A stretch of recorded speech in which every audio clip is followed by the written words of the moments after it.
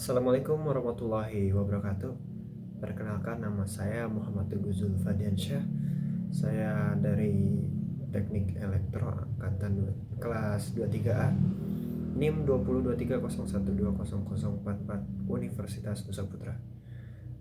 Jadi saya akan mengulas kembali materi tentang statistika dan probabilitas pada pertemuan pertama ya. Nah,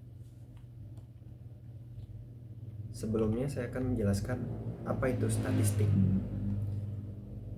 Statistik itu terbagi dua, ada statistik dan statistika. Pertama saya akan menjelaskan dulu tentang statistika. Jadi itu adalah ilmu yang membahas cara-cara pengumpulan data, pengolahan data, analisis, dan penarikan kesimpulan berdasarkan kumpulan data dan analisis yang dilakukan. Sedangkan statistik adalah catatan angka-angka bilangan yang dikumpulkan, ditabulasi, digolongkan sehingga dapat memberikan informasi yang berarti mengenai masalah atau gejala. Lalu selanjutnya lanjut ke konsep dasar statistika. Jadi statistika itu adalah suatu disiplin ilmu yang penting pada di masa ini, antara lain untuk memperbaiki teori-teori statistika yang sudah ada, ataupun memberi gambaran tentang hasil suatu penyelidikan atau percobaan. Statistika berkaitan dengan pengumpulan informasi atau keterangan, penyajian dalam bentuk daftar, diagram, atau grafik sehingga memudahkan untuk dianalisis, yang selanjutnya disimpulkan dan diambil kesimpulannya. Setiap informasi atau keterangan yang diperoleh disebut datum, atau dalam bentuk jamaknya itu data seperti itu. Nah, statistika itu ada dua. Yang pertama itu statistika deskriptif. Adalah tahap statistika hanya berusaha melukiskan dan menganalisa kelompok data tanpa menarik kesimpulan. Contohnya diagram batang, diagram titik, diagram garis, ada juga tabel distribusi frekuensi, dan juga diagram batang daun. Nah, sedangkan yang kedua, statistika inferensial atau induktif adalah tahap statistika yang berkaitan dengan kondisi suatu kesimpulan diambil. Contohnya seperti ada analisis korelasi, ada analisis regresi, dan juga analisis variasi.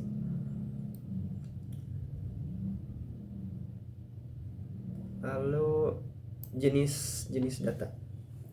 Berdasarkan wujudnya, data dibagi menjadi dua, yaitu ada data kuantitatif dan juga data kualitatif.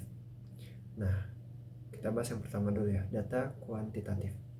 Yaitu data berupa kumpulan angka ditinjau dari cara memperolehnya. Data kuantitatif dapat dibedakan menjadi dua macam. Yang pertama, data diskrit adalah data yang diperoleh dengan cara mencacah, membilang, atau menghitung banyak objek. Contohnya ada jumlah mahasiswa, terus jumlah sebagainya juga. Terus ada data kontinu, adalah data yang diperoleh dengan cara mengukur besaran objek. Sebagai contoh, data tentang luas peta sawah dan data tentang berat padi gabah kering. Lalu yang kedua itu data kualitatif, yaitu data yang diamati berdasarkan atribut, data yang bukan berupa angka non numerik. Misalnya pendapat siswa terhadap penjelasan matematika seperti amat senang, senang, kurang senang, dan juga tidak senang. Untuk keperluan perhitungan maupun analisis, sering dikehendaki data kuantitatif dalam bentuk yang lebih sederhana. Untuk menyederhanakan bilangan-bilangan diadakan aturan pembuatan sebagai berikut.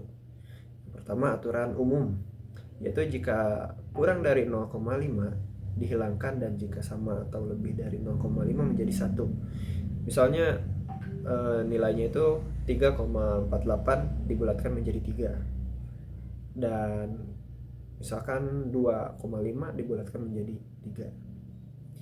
Aturan yang kedua itu aturan genap terdekat, yaitu kurang dari 0,5 dihilangkan, lebih dari 0,5 menjadi 1, dan sama dengan 0,5 dihilangkan jika angka yang mendahului genap atau menjadi 1 jika angka yang mendahului ganjil. Misal 6,9848 dibulatkan menjadi 6,9 sampai 1 tempat desimal. Sebelum data diolah lebih lanjut, perlu diadakan pemeriksaan data kembali. Hal ini untuk menghindari kekeliruan dalam analisis maupun kesimpulan yang diambil. Beberapa data yang dipandang meragukan hendaknya diyakini kebenarannya.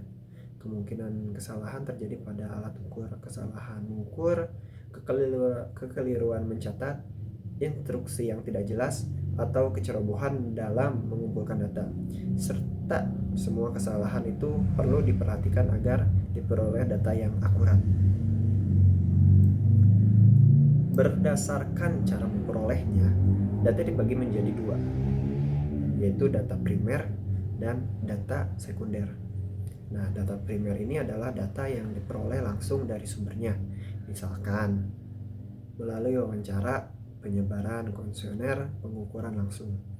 Dan data sekunder adalah data yang diambil atau disadur dalam pihak lain, misal diambil dari koran, jurnal, penelitian, atau publikasi pihak lain. Lalu skala pengukuran atau cara pengukuran suatu variabel. Nah, terdapat 4 jenis skala pengukuran. Ada skala nominal, skala ordinal, skala interval, dan skala rasio. Kita bahas satu-satu ya. Skala nominal. Angka yang diberikan pada objek atau variabel pengukuran hanya memiliki arti sebagai label saja, asal dapat dibedakan. Tidak memiliki tingkatan. Terus skala ordinal, angka yang diberikan pada objek atau variabel pengukuran mengandung pengertian tingkatan. Terus skala interval, angka yang diberikan pada objek atau variabel pengukuran mengandung sifat ordinal ditambah sifat jarak atau interval. Nah, yang terakhir skala rasio, angka yang diberikan pada objek atau variabel pengukuran mengandung sifat interval ditambah sifat yang mampu memberikan keterangan tentang nilai absolut variabel yang diukur. Artinya, apabila penunjuk angka 0, maka berarti benar atau benar 0 jika ada atau kosong. Mungkin segitu dulu saya mengulas kembali materi pertemuan pertama. Bila ada salah-salah kata tolong dimaafkan. Wabillahi taufiq wal hidayah. Wassalamualaikum warahmatullahi wabarakatuh.